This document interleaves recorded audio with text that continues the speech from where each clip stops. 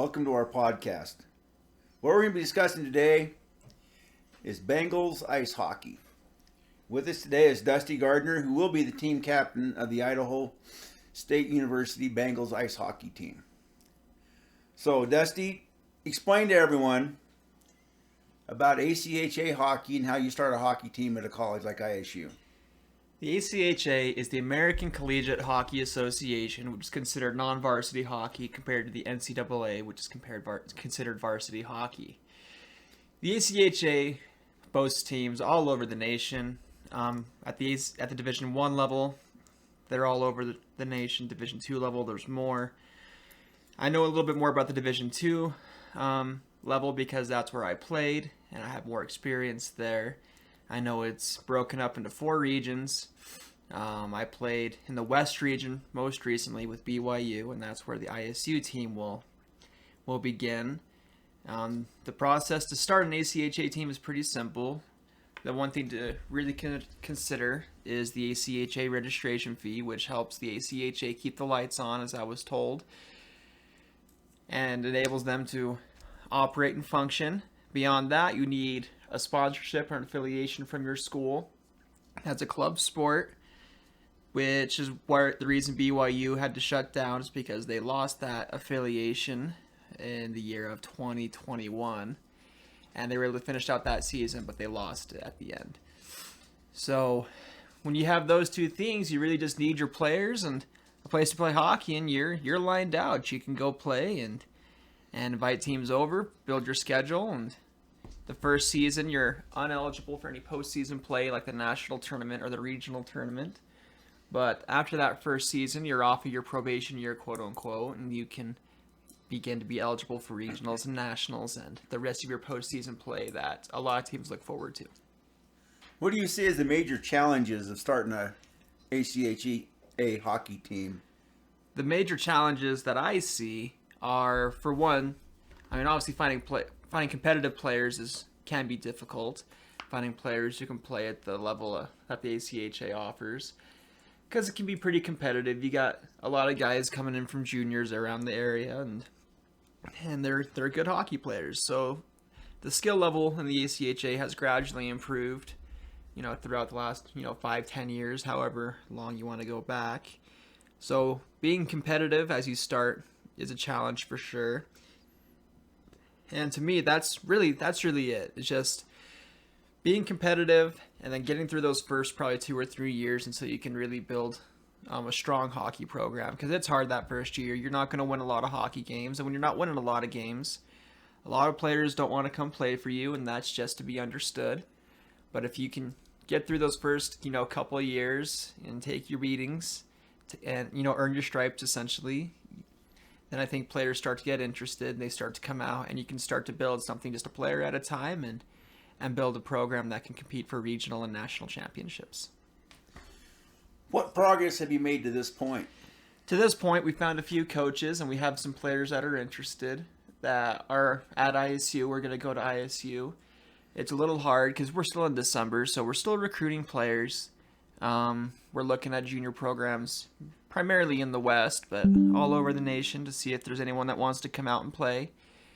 But the easy thing is, the advantage we have is ISU has a couple of great programs, from the business field, the medical field, engineering, and so on. So there's a lot of promising major options for players who want to attend here. And it's not a particularly hard school to get into. So we have an advantage there where a lot of players can get accepted, and there's a lot of competitive majors here. So we have things in our favor, but definitely finding players will be a bit of a challenge. And there's going to be a commute to our rink for the first year at least. That might be a little tough to start with as well, considering how the school's in Pocatello. And the rink we're going to play at's in Idaho Falls.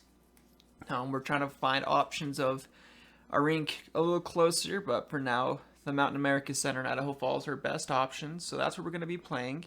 So unless you're going to school on the Idaho Falls campus, you're looking at probably a 45 minute drive both ways. So that could be a little challenging, but you can get past that, and you can overlook that and still have some fun and play some good hockey. What are the requirements for a player to stay eligible to play on the hockey team? There's two big things. Since most ACHA teams are pay to play, you got to make sure you're paying your fees, and that's different from every program. It's just based on how much money they're receiving from the school. So as long as you're paying your fees and keeping your grades up, the ACHA requires you to have a 2.0 GPA over at least 9 credit hours. They require you to start the semester with 12 credit hours, and you're not allowed to withdraw from more than one of those classes, so you have to maintain at least 9 credit hours of those 12 that you sign up for. So you have to be a full-time student, and you have to maintain a 2.0 GPA. Freshmen get a little bit of leeway in this regard. If their GPA drops below a 2.0, like in that first semester, they have that second semester still to pick it back up. But if they are below a 2.0 GPA, then they are ineligible to play and until they can get that GPA back up. So what are the next steps? What's your next challenge? The next challenge that I foresee is, one, we got to find some sponsors in the area. We got to garner some community interest and some community support. And as we do that, it'll be easier to recruit because we'll be able to lower that cost for player fees, which is something that we're really striving to do because no one wants to pay $2,000 to play hockey, as fun as hockey is, especially on top of school tuition. So the next step is, again, garnering that community support and just rounding out a roster, just finding enough players to play hockey to be competitive and again, just to get the community excited, because if you want to gain community excitement, you have to have a good team. No one wants to watch a losing hockey team. So garnering community support and rounding out a solid hockey program that can compete in the ACHA are my next steps, or I should say the team's next steps, and we're going to get there. Well, the one thing going in your favor is the one thing I do know about hockey players through the years is that they will always look for a place to play hockey. Like you're saying, the first couple years might be a little rough, but if you can put something on the ice and get some enthusiasm, that goes a long way to build a program. Yep. And if you get community support, that's really huge. It is quite a lucky thing that you scored a residency with the Mountain America Center. Talk about that a little bit. The Mountain America Center is a brand new facility built in Idaho Falls. It was primarily built for the Idaho Falls Spud Kings, the new USPHL premier hockey team in Idaho Falls.